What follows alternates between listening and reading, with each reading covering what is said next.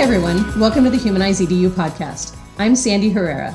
My sister, Dr. Stacy Herrera, and I are on a mission to bring the human back to the center of education. Through our authentic, human-centered conversations, we hope to inspire you to take ownership of your life, mental well-being, and culture transformation journey. Our conversations range from the wild and windy roads our guests have navigated throughout their careers, to the inspiring stories of overcoming the myriad of challenges within education today. We hope you'll join us as we bring on exceptional guests who are creating a ripple of impact within the world of education, making a difference in the lives of students and staff every day.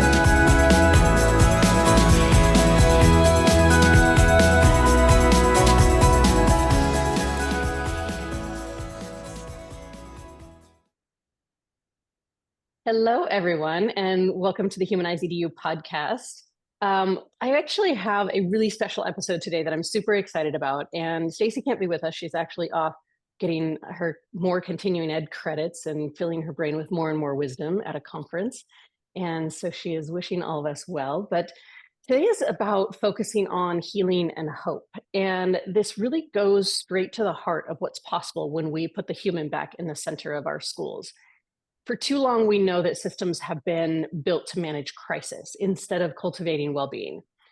And so today we're going to talk about flipping that script and designing schools where teachers, students, and leaders are truly seen, heard, and valued, where well-being isn't an afterthought, but the foundation of everything.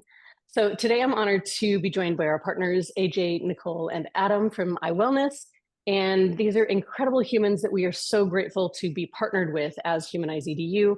We are so aligned in our vision and our missions to really move from burnout to belonging, from this space of survival to sustainability, and from the state of fear that so many schools and educators are in to this environment of flourishing. And so together we're going to explore what healing really looks like in education and how we can shift from reactive to proactive and really get in the driver's seat and start playing offense in education, and talk about sustainability and scaling and how we actually do this in a comprehensive way to transform our schools from the inside out. So I would love to welcome all three of you to our podcast and have each of you, and Nicole, I'm just going to start with you and have you share a little bit about your background and how you got to be one of the founders of iWellness.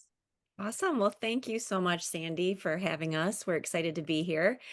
So a little bit about me. I was a classroom teacher for about 18 years and saw firsthand how reactionary the public school system was, and just saw a huge gap where students needed that support, that foundational support on basic needs.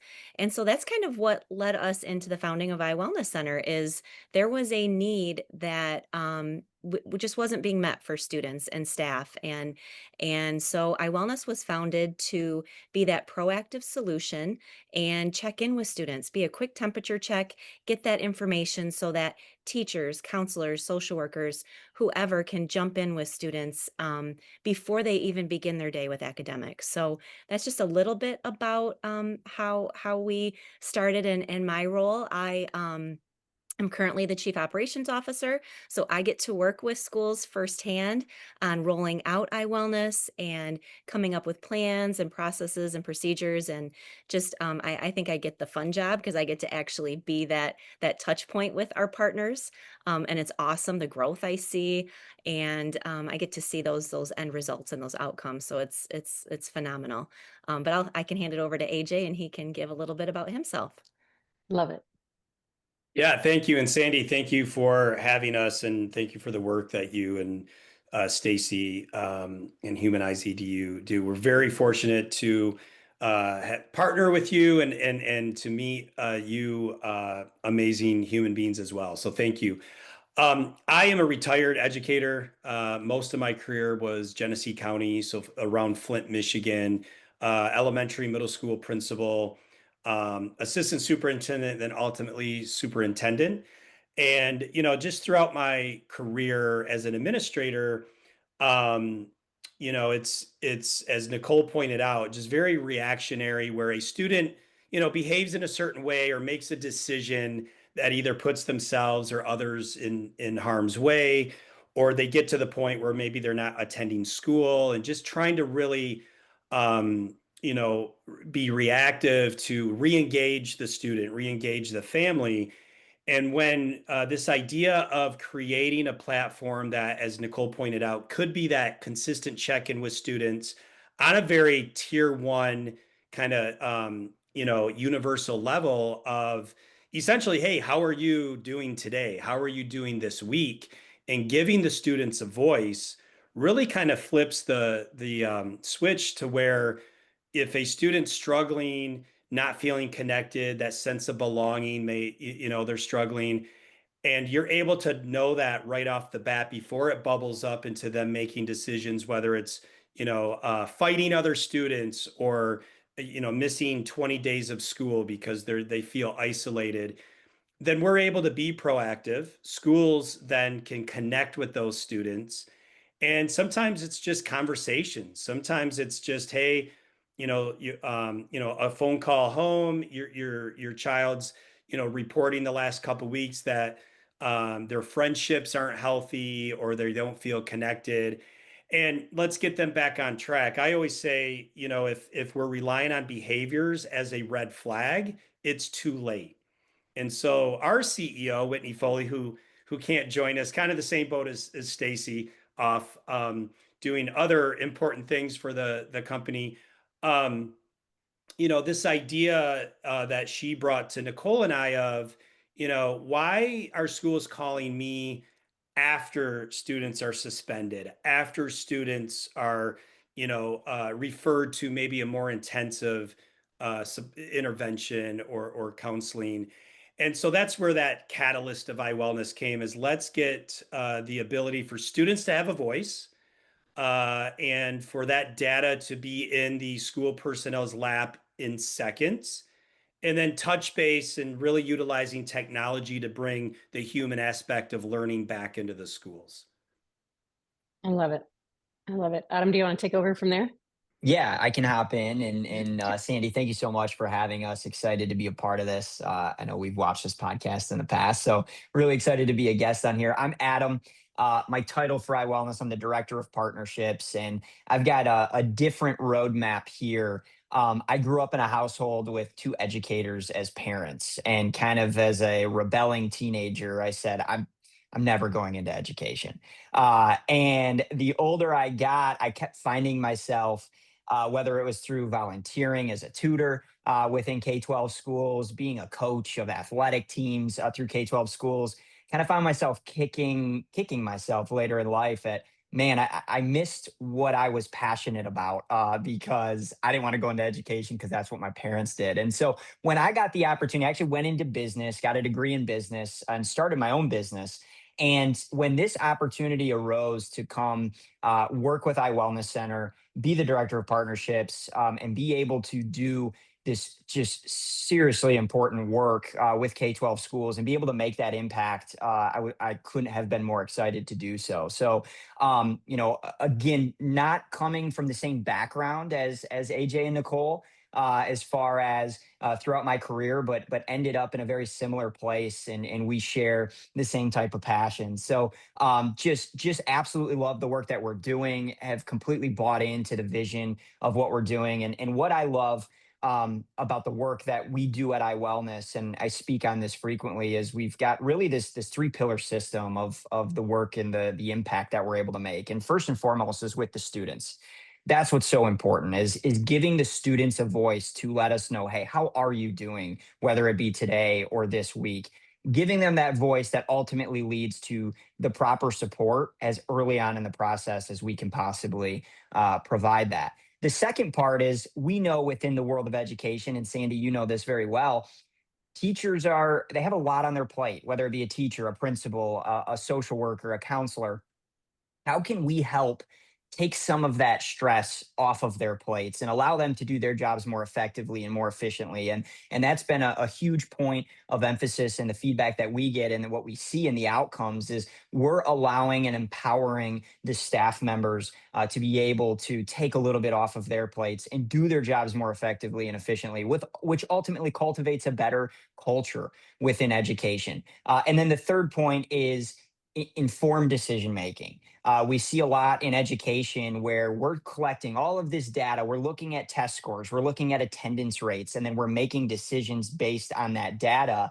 One piece that was missing in the K 12 world was that data piece on student wellness, on culture. How are students feeling? Where do they need that support?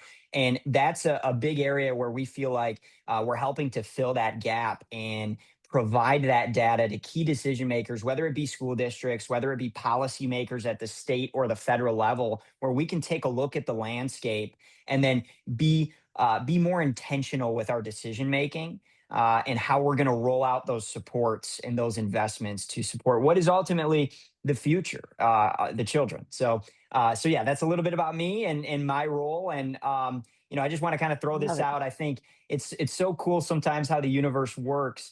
I was able to meet Stacy just by pure chance a few months ago, and the work that you guys do is just so tightly knit to what we are doing, and the synergy is there, and we absolutely love the work that you guys do. It complements what we do, and vice versa. And so pretty cool that we were able to cross paths and connect with you guys and do some really impactful work together. Can we like do a little caveat and talk about the way that that came to be, because it's so unique? Will you describe Yes. that a little bit? Because when Stacy shared with me, I'm like, I don't even know how that works. Yes. So It's just so how serendipity at its finest, right? Absolutely. How we met was very last second for us. We were given this opportunity to present breakout sessions in a virtual conference regarding student well-being and student wellness within the K-12 world. And we had about 24 hours to prepare, but we didn't want to turn the opportunity down. Like, let's do this, let's dive in. And so I got this little breakout session together, and I ran these breakouts. And in the very last breakout, I only had one person attend, and it just so happened to be Stacy. And from Stacy's side, she had no idea who we were, what we did. She had to click a button to decide which breakout room she was going to go into and to attend. And she just saw the name iWellness Center, and she thought, that fits what I want to learn about.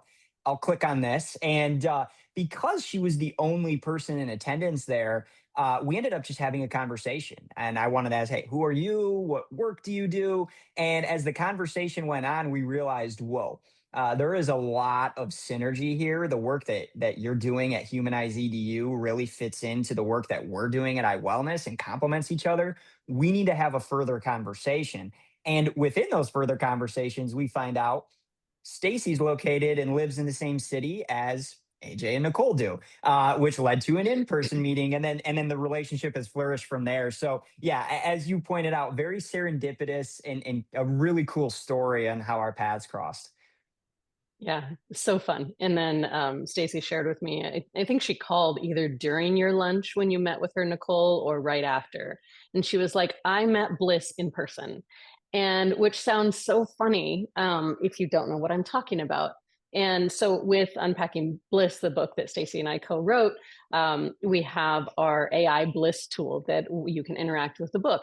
And so when we were designing what Bliss, the avatar, would look like in terms of a picture, we had the person kind of who was designing it be like, let's do some sort of combination of Stacy and I together, and then she meets Nicole in person and is like, okay, I'm so sorry, this might be really weird and creepy, but I promise I didn't know you before and I was not stalking you, but look.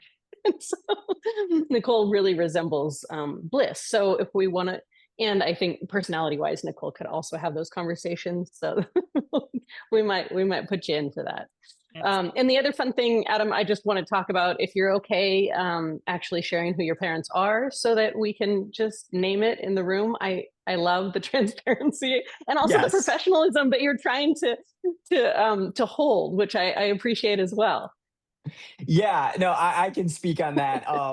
I talked about growing up in a household with two educators, and they happen to be on this podcast. So I'm, yeah, They are my two heroes.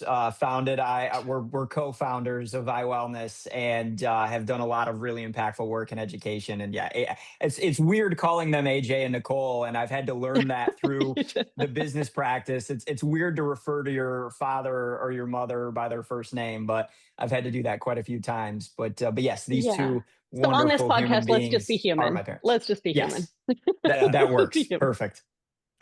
Yeah, Adam, no, you have to call me Dr. Hartley, by the way. No, I'm kidding. So, Sandy, on that note, I mean, thanks for pointing that out because it is weird when he calls us AJ and Nicole.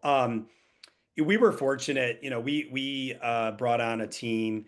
We've expanded quickly and needed help. And Whitney, our CEO, is as I think from the biotech and the wellness world, and Nicole, of course, and I from the educational sector. So we were fortunate. Of course, we're biased, right, as parents, but Adam's time at Kettering University, which is a phenomenal university in Michigan, and his time there and his experience of starting a business from the ground up. And we were very fortunate that he agreed to come work with our team and brings a vast amount of knowledge and experience that we just don't have as educators when it comes to the business world. So yeah, we're very fortunate that we were able to recruit him to come join the team. I love it. And the synergy is just brilliant. And, oftentimes working with family and Stacey and I get this a lot is, what's that like?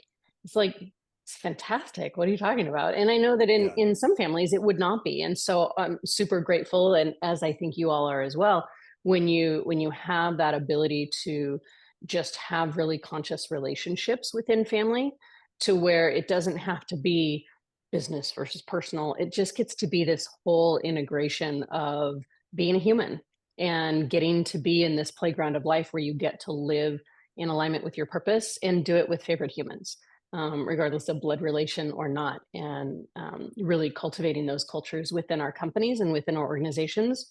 I'm really proud of what we've done on the HumanizeEDU side, and I witness it in your culture as well, is that we've both designed our cultures very purposefully within our organizations, and we practice what we preach, and we get to live in alignment with that integrity.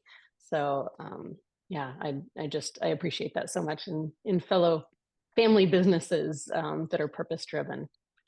So we could go down so many different routes right now, and I think I'm going to pull us back into education, but we can go off on tangents too because I'm like, oh my gosh, we could talk about family businesses and how we build cultures with family, and we could talk about all kinds of things. But let's zoom out for a second and think about the state of education today. And there's so many different lenses that we could look at this through because there's so many different perspectives of based upon your role in education, based upon your proximity to the classroom, based upon whether you have current children in the system, whether you've had children in the system in the past. So knowing that there's all these different lenses on the state of education today, I want us to think about what healing looks like, not just for educators and students, but let's think about the entire school community. And so through each of your lenses, and maybe it's collective, right? Maybe you just play off of each other with this conversation. But what does healing look like? Because we know the state of education is in a crisis right now. That's a really good point. And for me, so when I think about it, I think you have to start at that foundational level if you're going to start with healing. So like what you're founded in, Sandy, which is human, be a human and to be seen and heard and valued. If you start there, then you can build upon that. So I think it starts with all the stakeholders. So you start with students and staff, and that's what's so amazing about the synergy between our companies is that you're starting with the staff piece and we're starting with the student piece and bridging together or being that whole circle of care or that circle of support for educators, I think is where healing can start. And if we just recognize it and understand that that's the foundation of everything, then we have a starting point and we can jump from there. So that's my perspective as a classroom teacher and working with students in alt ed and all the above. If we can just start at that human level and basic needs, do you feel connected? Are you feeling seen and heard?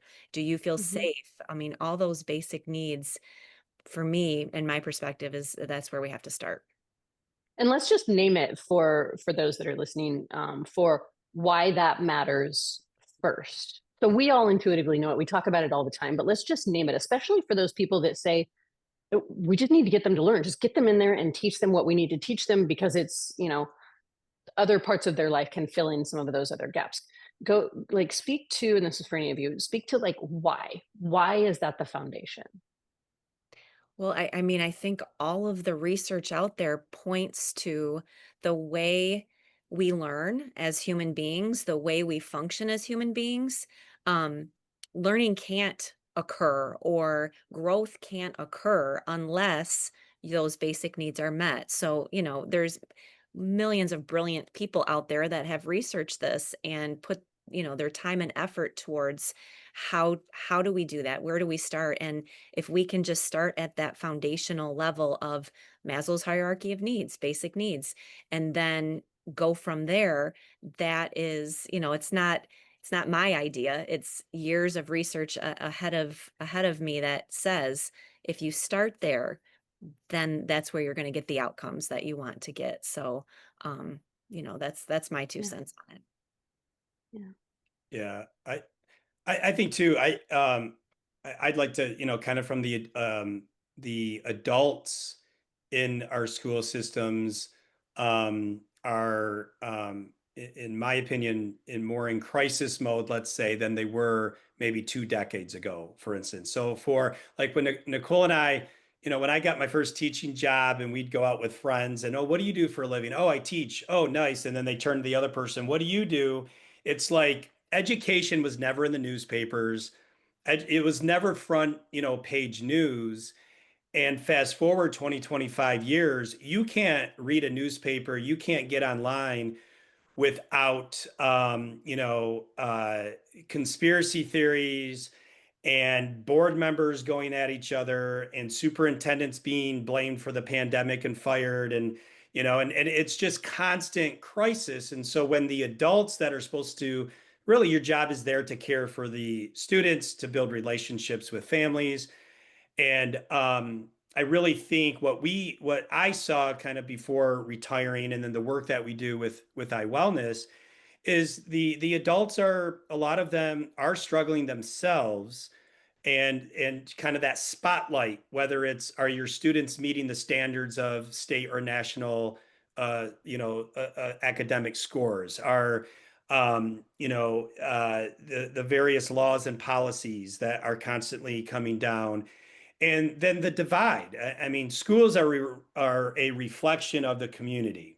And so when communities are divided and schools, the people within the schools, they're human, they bring their opinions, their perspectives, their baggage, their whatever we call that, and we come together. And when the adults are struggling with their own wellness, so to speak, then it's tough to be that supportive individual that those students need. And that's something we hear from an iWellness perspective. And Sandi, I know you're aware of iWellness Edge. We created Edge out of the need from what we were hearing from schools is that, hey, this check-in, it's great, it's what we need. By the way, can we use this with our staff?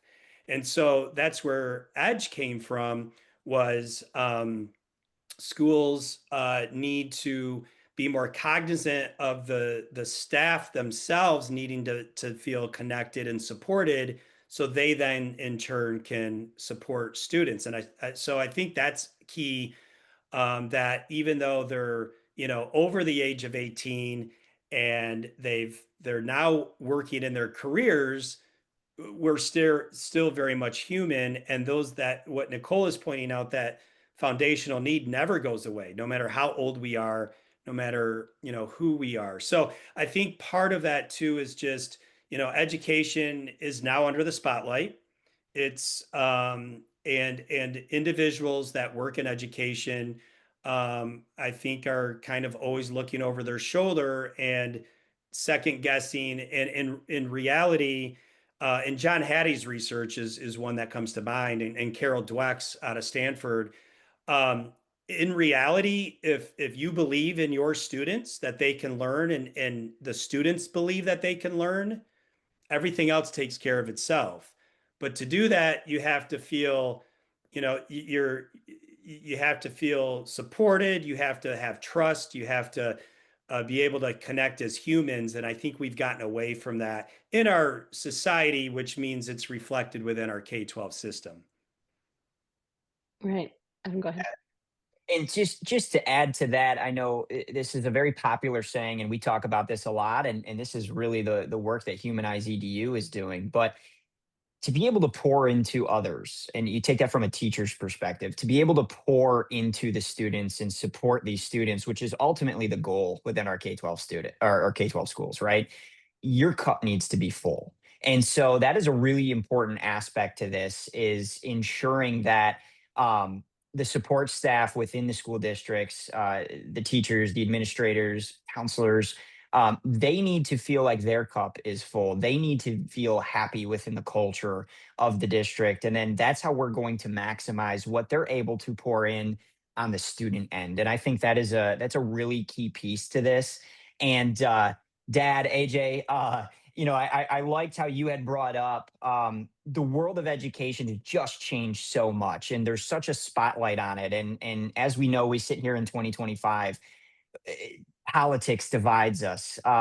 Everyone has a million ideas. There's a lot of cooks in the kitchen. And this might be a really simple and basic answer to the initial question that you had posed, Sandy. But what I find myself always going back to is, how do we get back to the basics?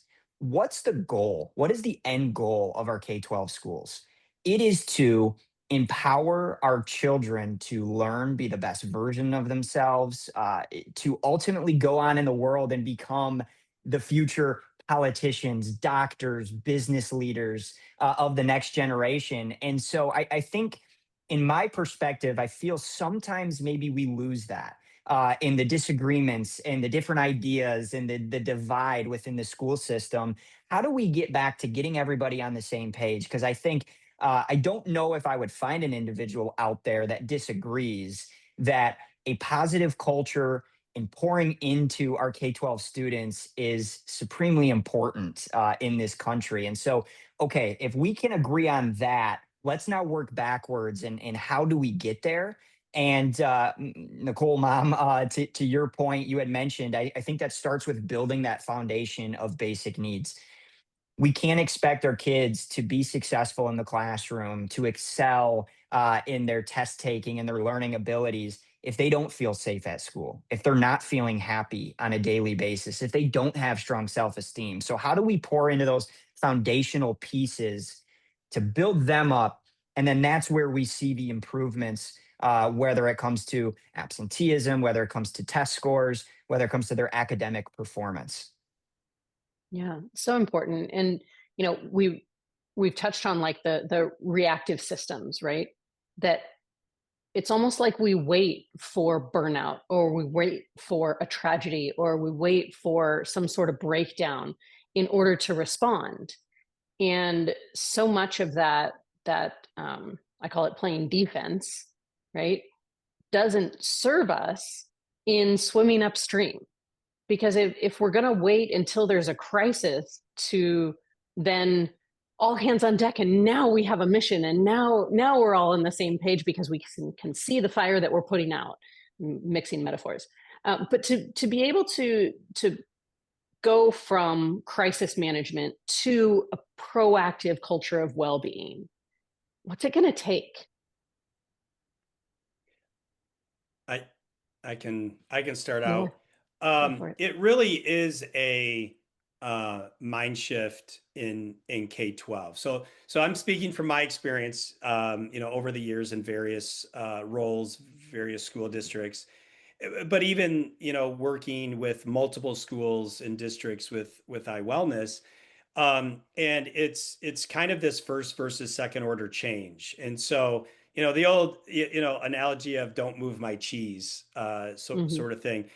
And it really, the reactive piece, I mean, I look back to my teaching and in my building principal career, and there are a lot of pat on my back, a lot of pat on my staff's back for the way we handled situations, the way we handled crisis, or the way we handled negative news, right? And that's just the way of K-12 is, are we prepared, and what do we do when something bad happens? And it's just kind of integrated into our mindset. And so we do really well at the tier 2, tier 3 level. And I'm talking academics, I'm talking behavior. A lot of resources are pumped into after the fact. So let's talk academics. We have a third grade, proficiency reading problem that, third graders are not reading up to the ability. So what are we going to do now to catch them up? And where the mindset needs to shift to, what are we going to be doing in those early childhood years before they reach third grade? And so the system's really built on that reactionary. So I say first order, second order change. That, first order change is really, we're going to do things the way we've always done, but we're going to tweak some things and might maybe get a Google spreadsheet to be organized and not a piece of notebook paper. But it doesn't change my, what I've done the last 2 decades in education. You're not questioning my, right, my pedagogy or the way I have been trained to teach or connect with students. This is really second order change, meaning we're flipping this upside down, where instead of, waiting for students to behave in certain ways, and now we have behavioral management teams, we have threat assessments that we're doing, and all of that's important. I'm not taking away from the tier 2, the reactionary steps that are critical, but now we're asking to approach things differently. Let's check in with students on a consistent basis. And if the student reports that they're struggling, let's go put our arm around them and say, hey, what's going on? And what we find, our school partners tell us, a lot of it's a one-off. They had a bad week. These are not students that are living in the red, so to speak. They just needed, hey, I'm here with you. And we had a high school principal of over 2,000 students tell us last year, he's like, I don't know any other way to ask my 2,000 plus kids how they're doing on a weekly basis. And so, but then getting buy-in from the staff and buy-in from the parents of, checking in with students, because that is a second order change of, wait a second, we've never done this before. And so really what, that mind shift and really is critical to understand. You said, swimming downstream versus upstream, right? Is if we can take a step back and put some things in place to connect with students, then that tier 2, tier 3, we're not going to solve that issue, but we can reduce those situations where less students are needing that more intensive support. And it really is a mindset that we need to change.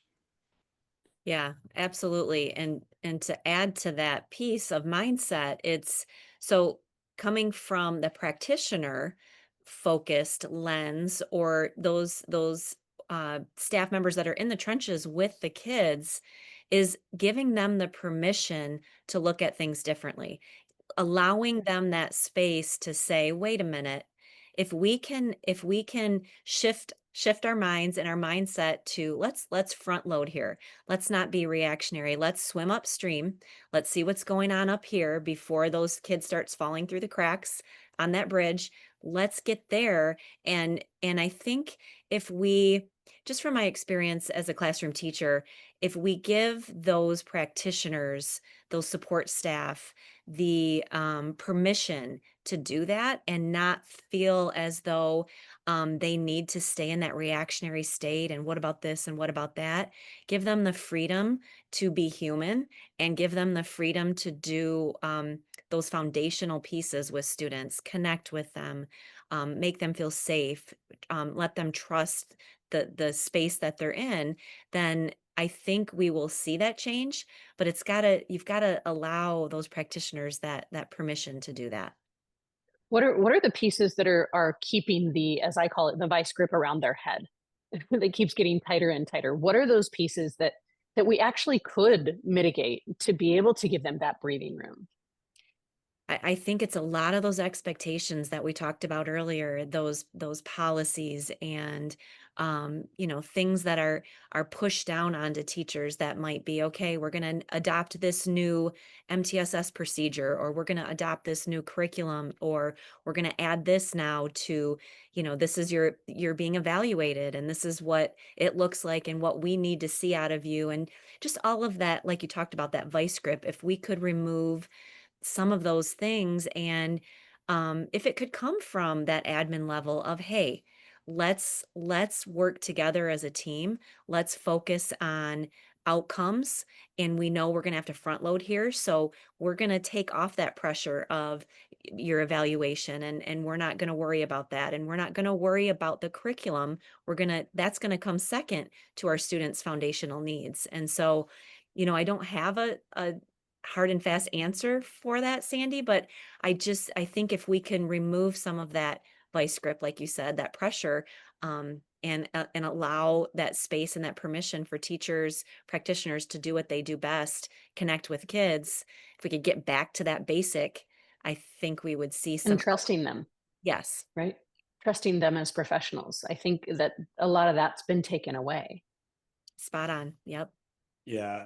Yeah. And I'll add to that. And this is, really is in line with the work that you and Stacy and your team does is, um, educators, it's kind of, decisions have been made again 10, 20 years ago.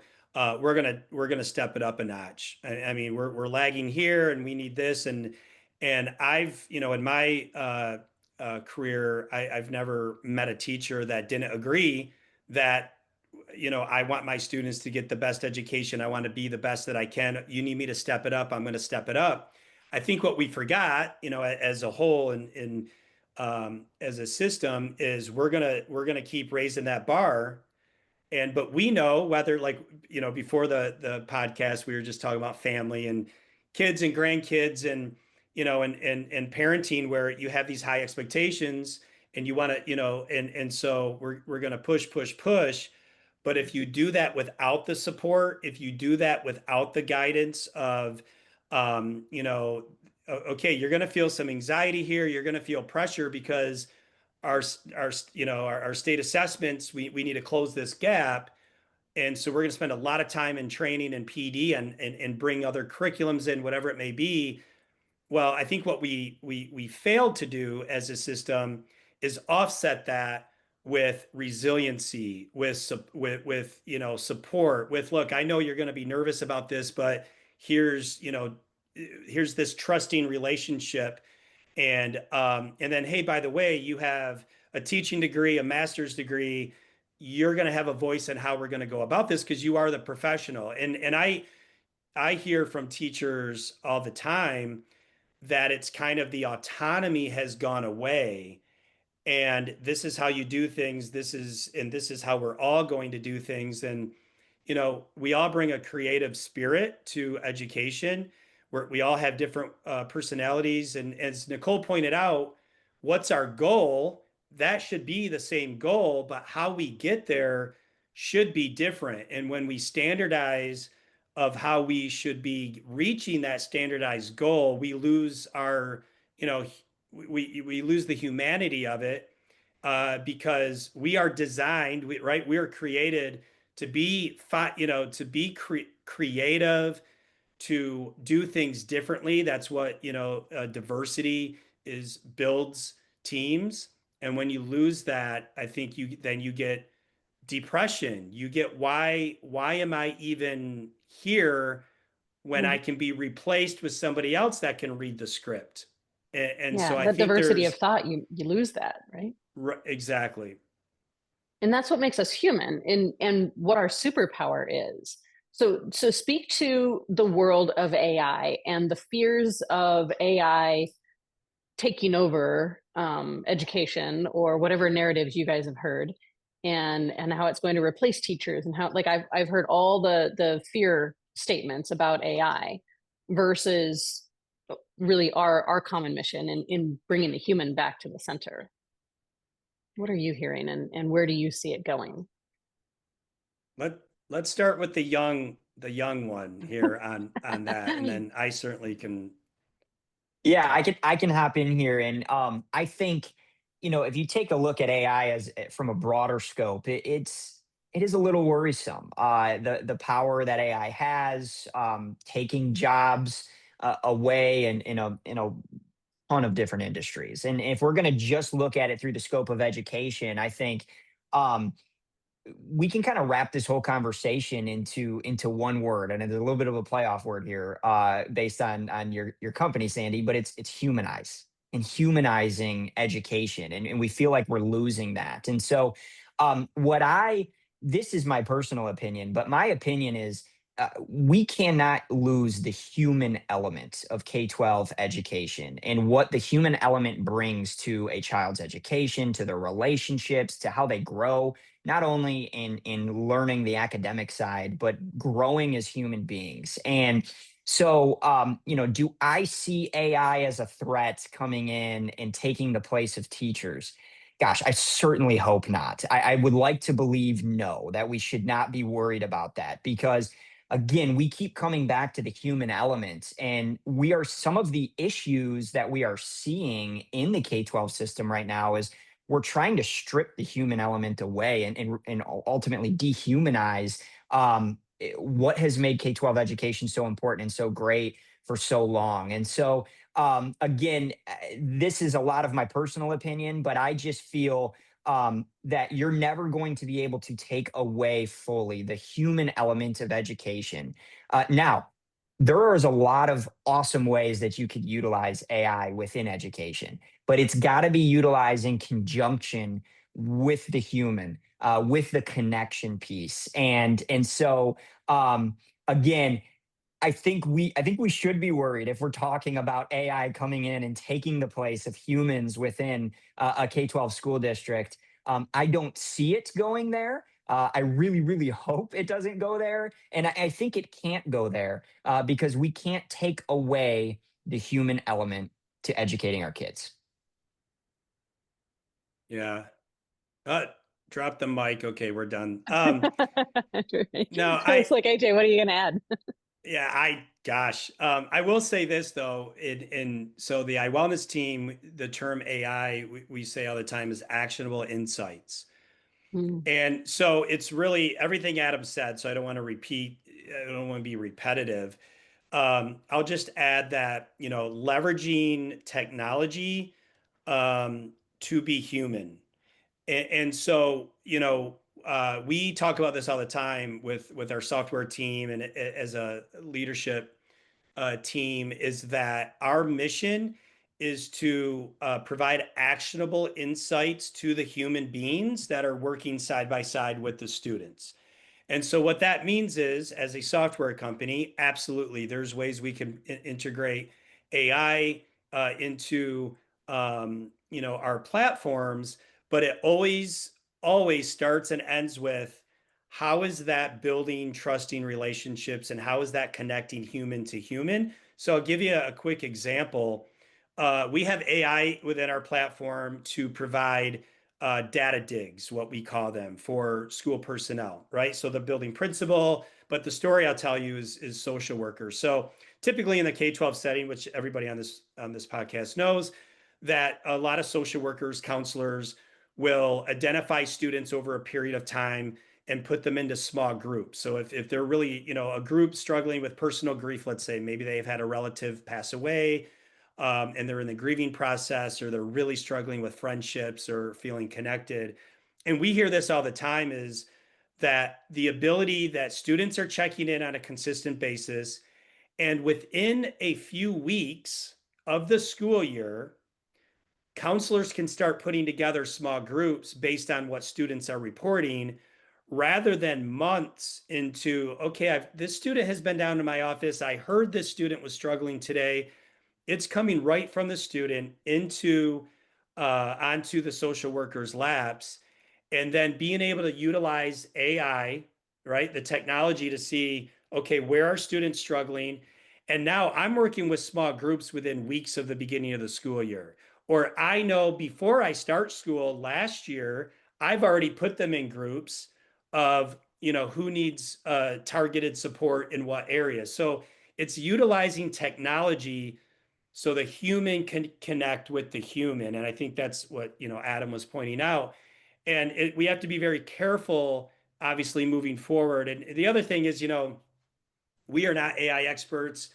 It is a bit scary because, it's, we can speak to how we use it, chat GPT, going to write an email, or however we use this, but understanding the back end of it, and then really understanding how fast this has come to really be an integral part of our society and what the next decade looks like. If K-12, if we continue to be cognizant of that, and just, okay, here's a great tool to connect human to human, then we're going to be okay. If we lose sight of that, we're in trouble. I think Definitely. that's a really good point. And just one thing that I want to say is I think, especially in the K-12 world, educating our leaders on AI. What is it? How does it work? And where we can leverage it, I think is very, very important, and that can help mitigate maybe some of the worries moving forward. I think educating our educators on AI is very, very important.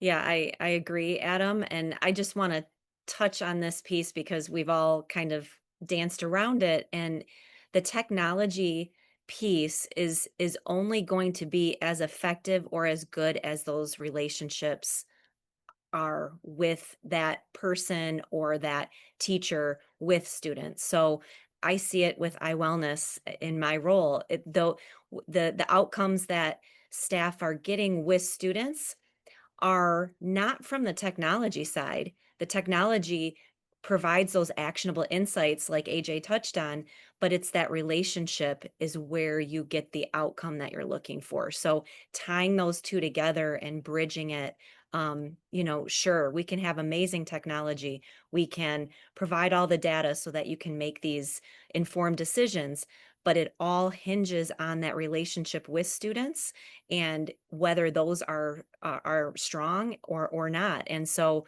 when I get to work with counselors, it's not, I've heard so many stories about successes with students and dangerous situations averted because of using iWellness, but it all hinges on that relationship that was built with that student because of the data. So someone is using that data to check in with students and building that relationship and that connection and that foundation, and then you get the outcomes that we're all talking about here. So, the Right. marrying of the two is so important. Building that trust in real time to create that authentic connection so that the humans can feel psychologically safe, right? Because then that's when we actually can take informed action or open our minds to learning, lead with that open heart and that open mind. That doesn't happen on accident. And if we're solely focusing on the AI piece, then we're missing the part of who we are first, is we are humans, and we have this innate superpower to connect and feel, and our emotions are a superpower. And I think that gets lost when we're like, oh, AI is taking over. Nope, it is not. We get to be partners in it, and like you were talking about, we get to learn how to use it as a tool, and be able to weave well-being into the fabric of the daily life within a school, not have it be an afterthought, right? So kind of hearing all the things that you guys are bringing together. So when we think about how schools are being led, right, and how teachers are impacted on a daily basis, and how iWellness and HumanizeEDU are in partnership, and our partnership is new. We're learning and growing along the way of how do we collaborate better. And we have a beautiful set of schools in Minnesota that we're working with in collaboration, and being able to see how our partnership can come to life with the informed decision making from the brilliant data that iWellness and iWellness Edge brings to the table, as well as our culture transformation tools from HumanizeEDU, and the real time interventions, and teaching the educators not only about AI, but also how to show up as the best version of themselves, how to show up and really show up with an overflowing cup versus an empty cup. And so that they can do that from an authentic way. How do you see this work? I just touched on a few pieces, but through your lens, how do you see this coming to life through our collaboration to really be able to weave well-being into the fabric of life of our schools on a daily basis? Like, because we all know that we have this dream, we have this vision, and those of us on this podcast know that this is real. Like, so how are you seeing it come to life to where it's not just some Pollyanna princess perfect dream that we're all focused on, that this is real? I, all right, I can go. I think the intentionality of it's not a one-off. It's K-12, it's students, it's staff, it's you know the schools, the partner schools that you mentioned in Minnesota, being very intentional about investing time and resources, and bringing people together, that again, that's this change, this different mindset of, hey, we're going to be very intentional about checking in with our students. We're going to be very intentional about checking in with our staff. We're going to provide PD training.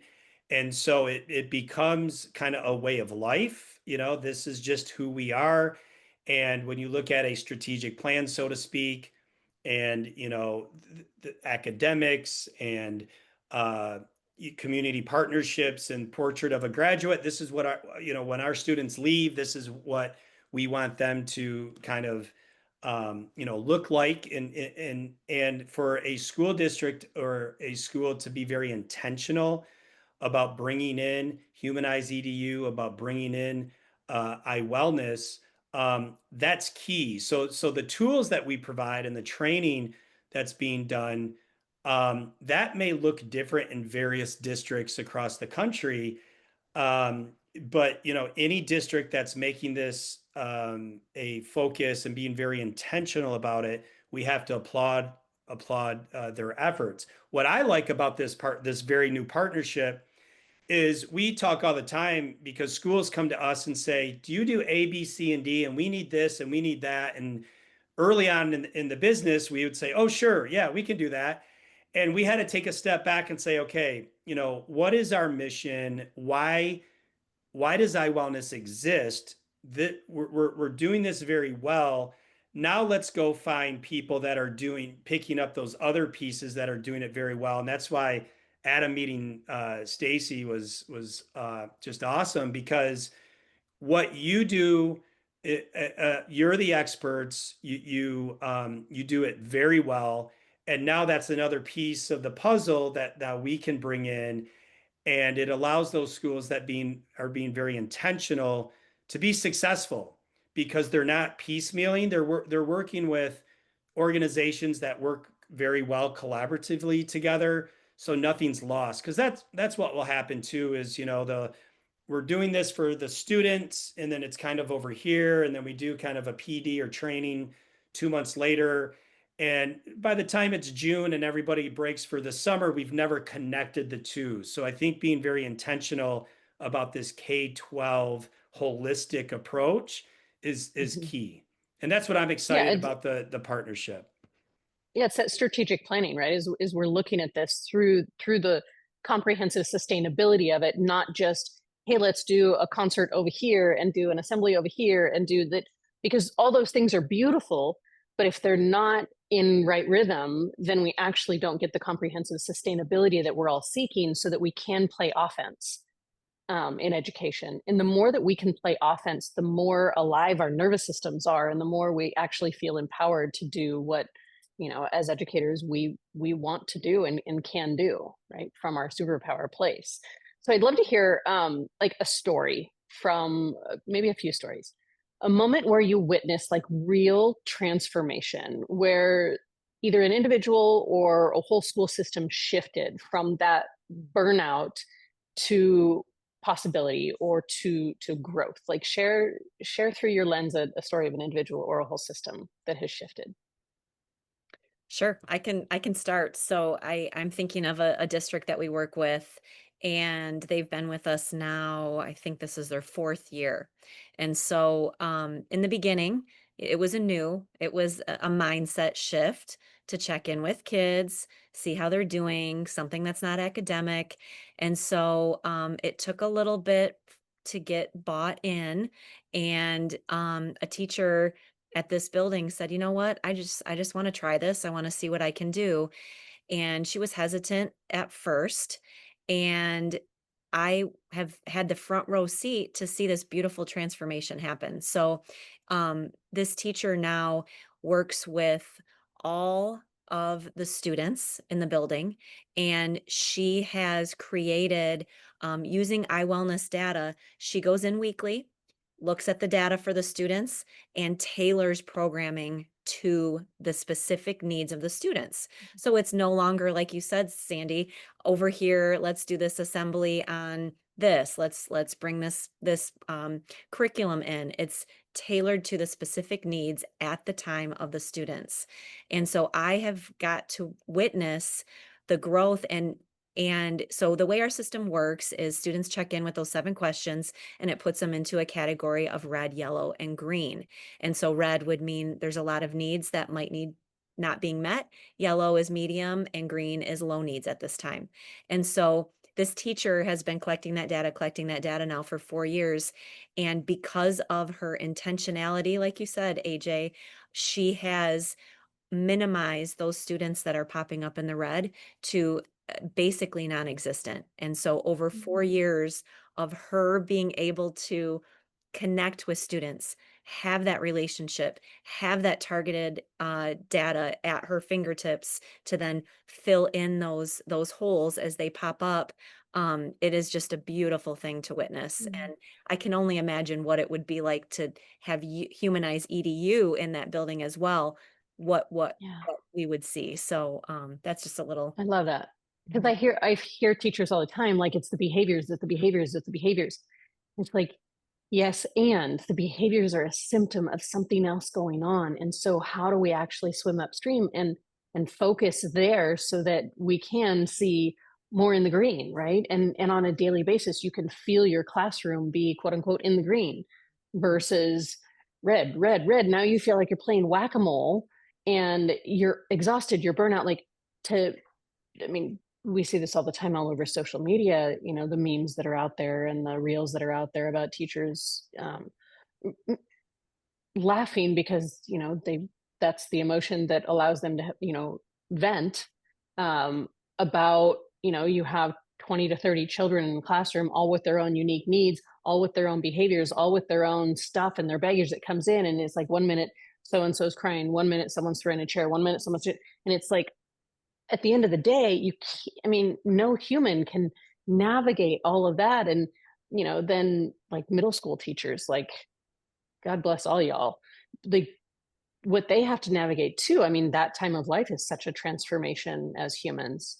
So all of those pieces to like slow time down and give them a tool, be like, this is how we actually equip you with the resources and the tools and the wisdom to then lead from your intuitive brilliance. I'm not going to tell you how to do what you know how to do best. So I love that. AJ, were you going to share one as well? Well, that's a great, and I actually wrote a note when you were asking the question. I think Nicole stole mine. However, I think from a broader perspective, it's kind of this it takes a village approach, and I wellness is very much tier one, not diagnostic, not clinical. I mean, that's essentially the catalyst was for that proactive piece where any educator, anybody associated with the school district that has relationships with students can ask the questions that are on our check-in. I mean, that's why it was designed before it got to the clinical and the more intensive, in the mental health professional world.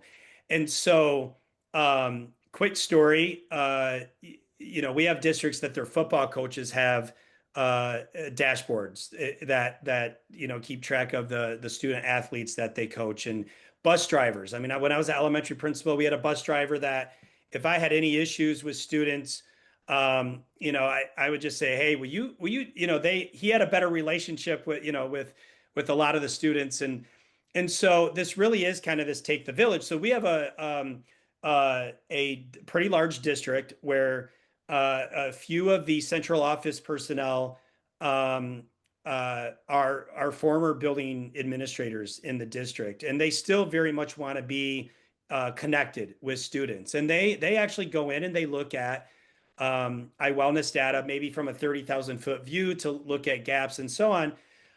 But one story that came to us was one of the assistant superintendents was looking over high school data for the week. And he noticed a student that he got to know as the high school principal in previous years. And all A's, in the marching band, any extracurricular the student was a part of, one of those students that you're like, okay, they're the next president, of the United States. I mean, they're just going to thrive.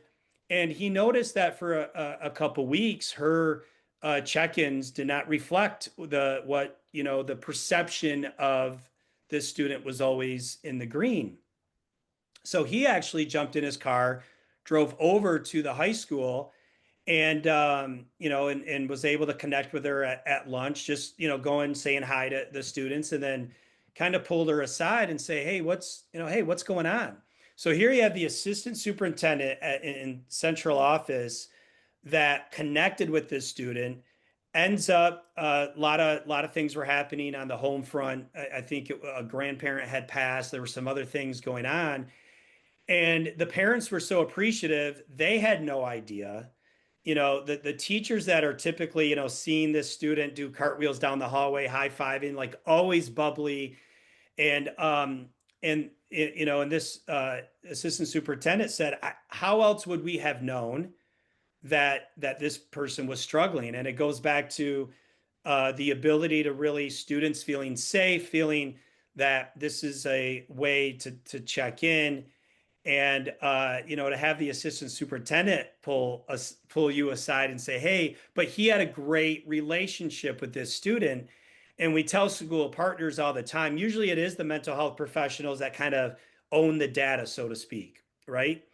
However, it's important to understand that this, again, we're using humanize quite a bit, but this data, this check-in is for any adult that has a relationship, trusting relationship, where they can go pull the student aside and say, tell me what's going on. How can I help? And I think the transformation in our school partners of it takes a village is prevalent, and not relying on one social worker, two counselors for 2,000 students.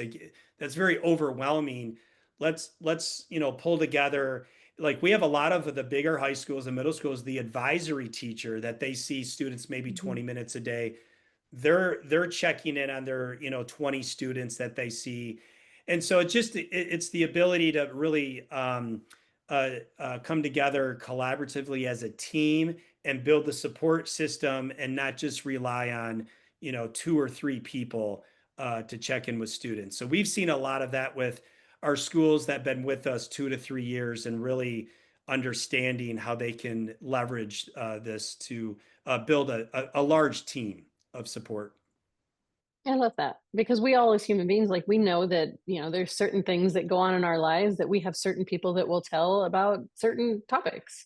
And so to have that village of support, and to surround our youth with those resources, and connections is tremendous. And to me, it's a no-brainer that this needs to be a non-negotiable in every school and university. I don't think it's just K-12. I think it's, all the way throughout, because this is, like we're talking about, we're building the future of humanity through education. And if we don't like bring the human back to the center of it, we're going to be missing the whole point, like you were saying, Adam, right? So I'll, as we go ahead, what? please. No, this is the part where needs to be edited. So sorry. I'm sure You're this is good. going to be edited down. I was going to just give an example, and I don't know if so hold on. I'll give the editor time here. So speaking of colleges, one example of leveraging technology to be human is we have a community college that have success coordinators. And it's like most community college, you have a lot of transient students, you have a lot of older adults that may be raising families or working and commuting onto campus. And they started using our platform last year. And what really the aha moment for them was they do weekly phone calls with students and then see, how's transportation, how's childcare, making sure they're able to come to class, get their diploma, and the ability to use the weekly check-in. And so now those 45-minute phone calls are not about what's going on, are you struggling with anything, what's going well. It's about, I see you're struggling with A, B, C, and D. I've already given you a solution for this. We're going to be doing ABC. So it uses the technology. They check in through our platform. They have some open-ended questions. The phone call is all solution based. And it's not tell me what's going on, I'll get back to you. And so that's something that really colleges, community colleges can really benefit from, of using that technology to bring the human piece back into education. Love it. Love it. So as we kind of look ahead, if we were to imagine the system of education 5 years from now, which feels like a lifetime, right? We're talking 2030, which I don't even know if I ever thought about the year 2030 as I was growing up, but now we're close, right? And so thinking about 5 years from now, and if we're going to say the system is fully rooted in well-being, belonging, and human connection, that we've done it, that we've been part of the proactive solution, us and all of the other thousands of educators and programs and services, we've all been able to accomplish a system of education that is fully rooted in well-being, belonging, and human connection. What does the world look like? And how do we get there together? Wow, what a sight I have in my mind with Yeah. so I think what it looks like is contentment. And to go back to the word I think you started this podcast with, Sandy, is healing. A lot of healing, a lot of trust being built at that point. Um, and and just peace and contentment because needs are met and people are allowed to be human and be who they uniquely are. So that's the vision that I see, and getting there goes along with what AJ mentioned, intentionality, diligence, resilience, and banding together like we're trying to do with our partnership here, and connecting with all of the amazing people that are doing the work day in and day out. And instead of doing it in silos, coming together and working together. So that's how I see it playing out. Yeah. Love it. Adam? Yeah, to add to that, one of the I want to go back and reference a point that I made earlier. If we're able to get to this point and have this success that you lay out, what does that then mean for 2040 and 2050? And how does the state of the world look? Because we have been able to flip the script on the way that we operate at the K-12 level, and flip the script on that culture and start with that foundation. And now we've got our children graduating high school and going off to college with that foundational needs being met with a self of or a sense of self-esteem and pride and knowing who I am as a human being and what I want to go do and accomplish in my life. And it goes back to the point that I made earlier where this is the future of this country and of the world. And so what really excites me as you say that is, okay, if we're able to get to that point in 2030, then what does it look like in 2040 and what does it look like in 2050 as far as humanity goes? And that's a really exciting thing to think about. I love it. AJ? Yeah, well, I think individualized, I guess in one word. And so the end goal doesn't change, but how each individual student, how each individual educator gets to that goal, there has to be autonomy, there has to be creativity and room for individuality, and then to celebrate those diverse learning styles and and I think some hope, right? Because part of this is hope, and for educators and students to believe that there is a chance to grow and a chance to improve and feel that they have a support system, trusted a team, peers, and adults to help them get there. And, unfortunately, we've all worked with students or adults for that matter that the sense of hope is gone, or at least it's not gone, but it's somewhere buried. I believe that the next generation, there was a period of time where um, many educators were telling their students, do not go into education. Like literally, Nicole and I would hear it all the time. I won't let my child go into education. And I'm seeing a shift.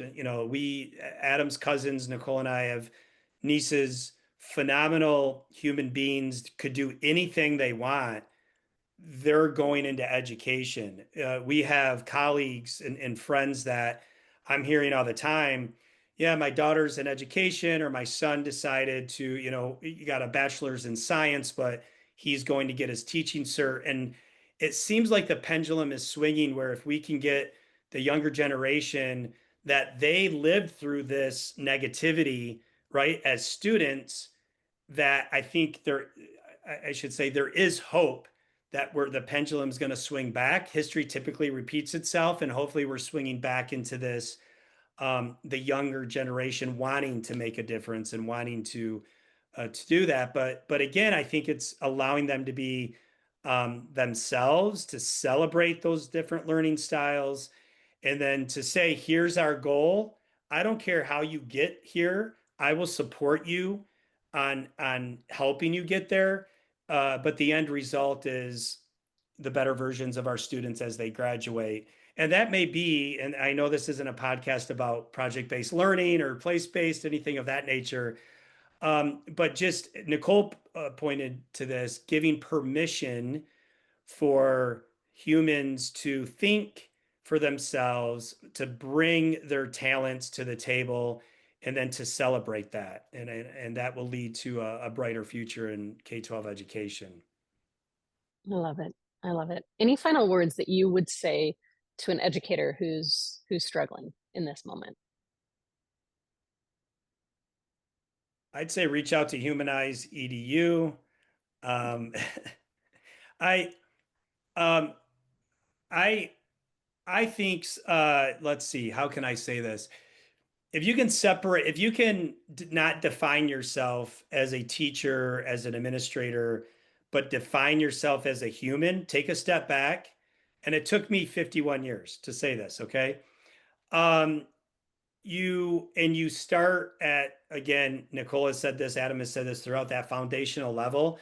So you're not defined as a teacher that needs to meet these state standards. You're not defined as a principal who has to evaluate 30 teachers, and you have this pressing stress. Take a step back, find time to take a step back and define yourself as a human being, and be intentional about, maybe it's an hour, maybe it's a day, whatever that may be. I did some market research, and I've been asking colleagues and friends what they do to relax, whether it's on the weekends, whether it's in the evening. And one, most of them don't. And two, it may be a vice that ultimately may help you, you go out, have a couple drinks, let's say, but then ultimately you're not building on those strategies that's long term. And so really define yourself as a human. What does it take to relax and then get back to work? And so I think that's important, that educators see themselves outside of the system. And unfortunately, we're in this vacuum, and it's hard to see outside of that workday because it's not a workday anymore. It's a work 24 hours and 12 months. And so I think that's critical. Yeah. Nicole? I would say permission to be human and touch on that again. I think it's important for educators to go back to the basics, go back to that foundational need to connect with their students, build that trust and those relationships, and realize that they matter, that what they're doing is so important and valuable, and to put their focus and their energy towards that. I love it. Adam? So I would say first and foremost, thank you for the work that you're doing, because the work that educators do are just so important in every aspect of everyday life. And I would just go back and touch on a couple points that were made prior, which is um, at the end of the day, the work that you're doing is so important, and it's easy to get caught up in the headlines. And I think a lot of those negative headlines and a lot of that negative narrative around education, in my experience and opinion, it's a loud minority. And I think through my work at iWellness and meeting individuals like yourself, Sandi, and companies like HumanizeEDU, there are a lot of people out there that really highly value the work that educators do. And I would say that is the large majority of human beings. And so to take that step back and understand that there's a lot of people out there that really truly appreciate the work that you do, and trying to get back to that human element and find the joy in your work. Again, we're expecting these educators to be pouring into these kids. How do we make sure that your cup is full, and do what you need to do to make sure that your cup is full, so you can do this important work at the highest level possible, and pour into these kids. So that would be my message. I love it. Thank you all so much. I am so deeply grateful for this partnership and to be able to be on this journey with you all to really get proactive and proactively solve not only the mental health crisis for our youth, but also for our educators. And to do this in partnership with like-minded humans is such a joy. It really does make many hands make light work, right? And we're able to do this and really help lift up an entire generation of educators who are then going to lift up an entire generation of future humans.